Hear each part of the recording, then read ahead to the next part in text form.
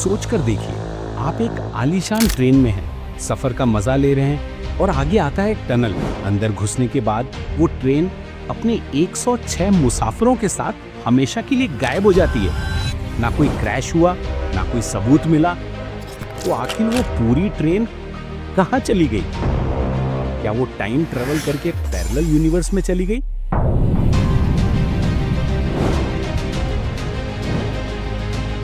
(1911) दुनिया इसे कहती है ज़ेनेटी घोस्ट ट्रेन मिस्ट्री।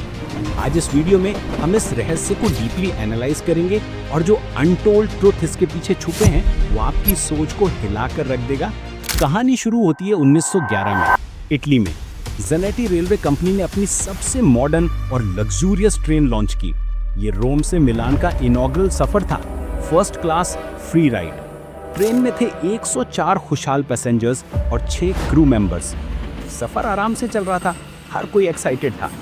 रास्ते में आती है लोम्बार्डी माउंटेन और उसके बीच बना हुआ नई टेक्नोलॉजी का टनल जो लगभग हाफ माइल लंबा था। ट्रेन तेजी से टनल में घुसी और बस बाहर आने का इंतजार कर रहे रेलवे वर्कर्स ने जब घंटों तक ट्रेन को बाहर आते नहीं देखा तो टेंशन बढ़ गई। और जब वो टनल के अंदर गए तो वहां सिर्फ पटरियां थी। पूरी की पूरी ट्रेन गायब। 106 लोग गायब हो गए थे। लेकिन टनल के बाहर 2 लोग मिले, 2 शॉक्ड और घबराए हुए पैसेंजर्स जो टनल में घुसने से जस्ट पहले ट्रेन से कूद गए थे। जैसे ही ट्रेन टनल के करीब आई, इंजन में से नहीं बल्कि टनल के अंदर से एक अजीब सी सफेद धुंध, व्हाइट फॉग अंदर भर गई और एक ऊंची सी आवाज भी सुनाई दी। उन्होंने सोचा ये कोई बड़ा हादसा है और फौरन जंप कर दिया। पुलिस ने छानबीन की, कोई रैकेज नहीं, कोई ट्रेसेस नहीं, बस टनल को ज़ेनेटी कंपनी ने जल्दी से बंद कर दिया। और फिर वर्ल्ड वॉर 2 में एक बॉम्ब ने इस टनल का रास्ता हमेशा के लिए बंद कर दिया।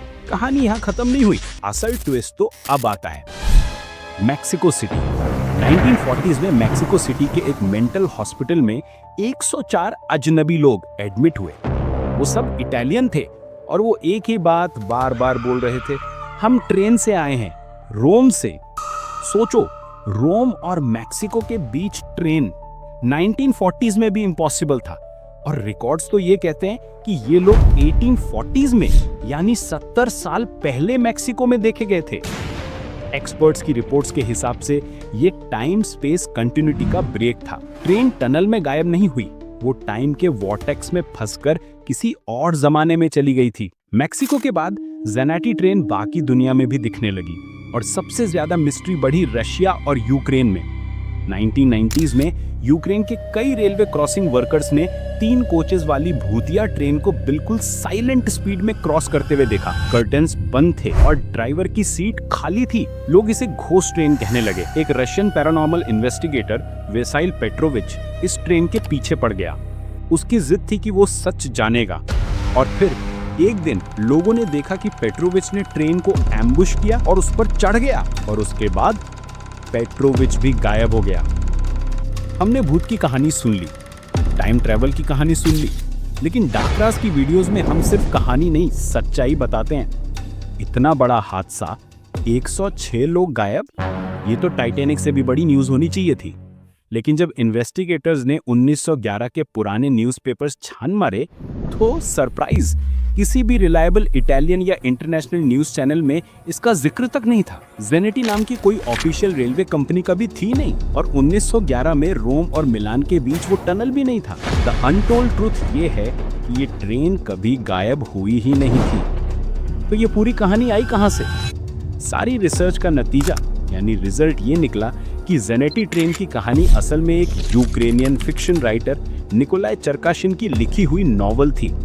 उस फिक्शन को किसी ने अर्बन लेजेंड बना दिया। इंटरनेट और वायरल पोस्ट के जमाने से पहले ही ये झूठ एक देश से दूसरे देश तक ट्रैवल कर गया। और घोस्ट ट्रेन साइटिंग्स वो मास हिस्टीरिया या गलत पहचान हो सकती हैं। लेसन ये है कि आज भी कई बड़ी मिस्ट्री जिनके पीछे हम सालों निकाल देते हैं वो सिर्फ एक कहानी होती है, लेकिन कहानी कितनी पावरफुल हो सकती है ये ज़ेनेटी ट्रेन ने साबित कर दिया। आपको क्या लगता है, क्या ज़ेनेटी सिर्फ एक झूठ थी या रियलिटी में कोई चमत्कार हुआ था जिसे दबा दिया गया? कमेंट सेक्शन में बताओ, अगर आप उस टनल के बाहर होते तो अंदर जाते या डर के भाग जाते।